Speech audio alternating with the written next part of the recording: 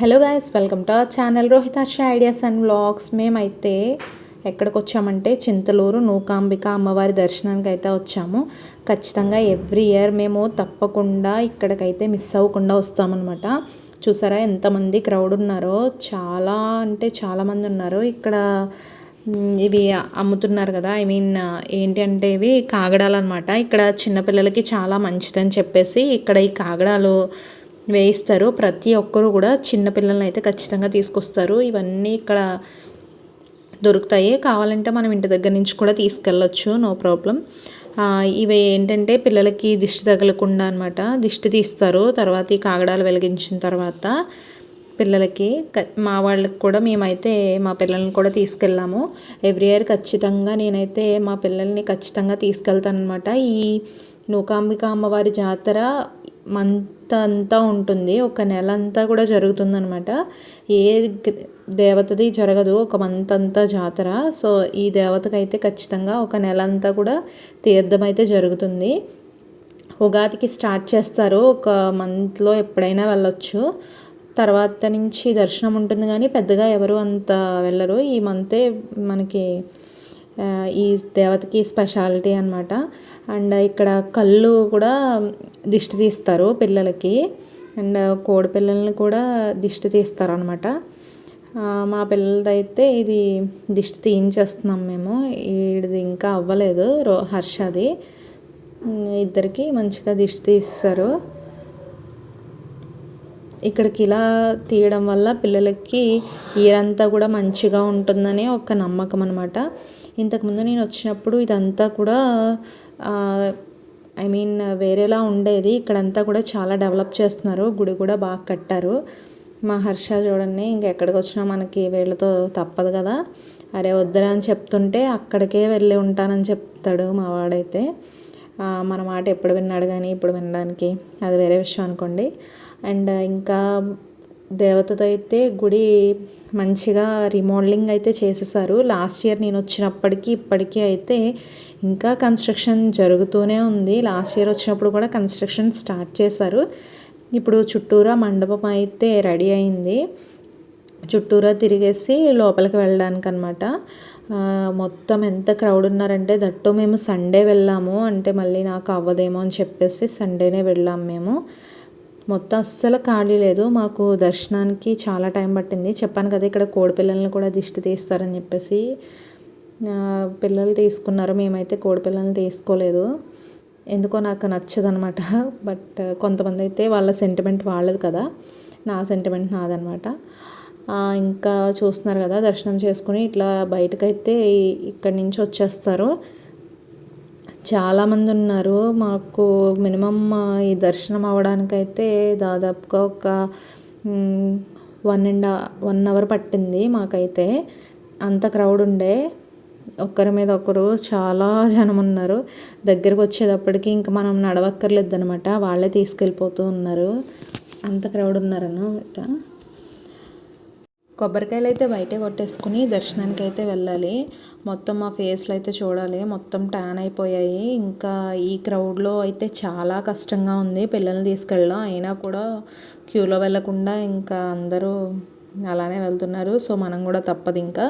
అందుకని ఈ క్యూలో పిల్లలు ఎక్కడ నలిగిపోతారని చెప్పేసి మా వాళ్ళైతే మా హస్బెండ్ చెరొక షోల్డర్ మీద ఎక్కించేసుకున్నారనమాట. అంత క్రౌడ్ ఉంది. పిల్లల్ని అయితే ఇంకా మనం నడుస్తుంటే కూడా మనం నడవక్కర్లేదు, ఆటోమేటిక్గా వాళ్ళే తీసుకెళ్ళిపోతారు, అంత క్రౌడ్ ఉంది. సో మీరైతే వెళ్ళినప్పుడు కొంచెం సండేస్ టైంలో కాకుండా నార్మల్ డేస్లో వెళ్తే ఆ మంత్ అంతా ఉంటుంది కాబట్టి కొంచెం ఫ్రీగా ఉంటుంది. దర్శనం మంచిగా చేసేసుకుని బయటకైతే వచ్చాం మేము. దాదాపుగా ఒక 1 అవర్ పట్టింది మాకు. దర్శనం అయిపోయిన తర్వాత మంచిగా బయటకు వచ్చి షాప్స్ అన్నీ తీర్థం అంతా తిరుగుతున్నాము. తీర్థం కూడా నేనే షాక్ అయ్యాను, అంటే చాలా డెవలప్ అయింది ఇక్కడ కూడా. లాస్ట్ ఇయర్తో పోల్చుకుంటే ఇక్కడ చాలా వేరియేషన్ ఉంది.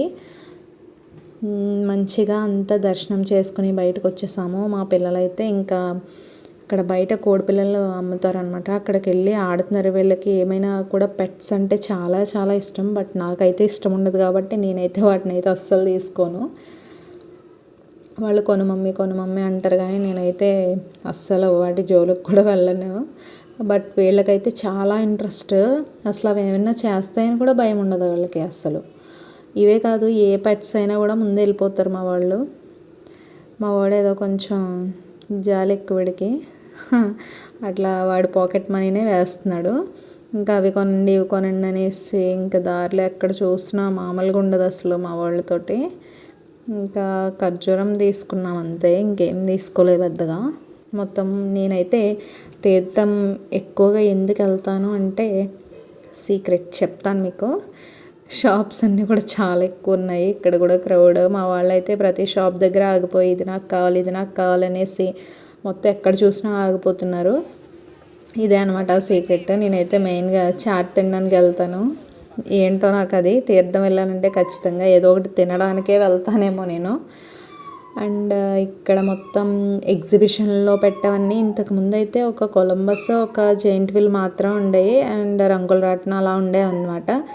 కానీ ఇప్పుడు అన్నీ 2 డేస్ పెట్టేశారు. అండ్ బ్రేక్ డ్యాన్స్ ఇవన్నీ మొత్తం ఎగ్జిబిషన్ ఎట్లా ఉంటుందో అలానే ఇక్కడ కూడా ఉంది. అక్కడైతే టికెట్ తీసుకోవాలి, ఇక్కడ టికెట్ తీసుకోవాల్సిన అవసరం లేదనమాట. దాదాపుగా మా ఊరికి ఇక్కడికి మాకు 40 కిలోమీటర్స్ అరౌండ్ వస్తుంది.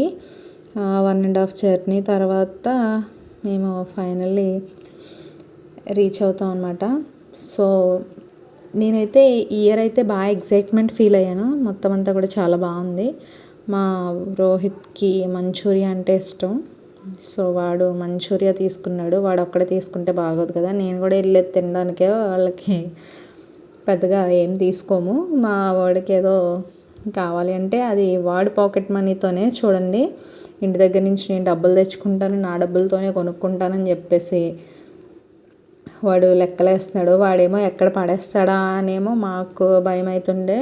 ఒక 1000 రూపీస్ అలా తెచ్చుకున్నాడు, వాడి పాకెట్ మనీ అది, వాడితోనే కనుక్కుంటున్నాడు.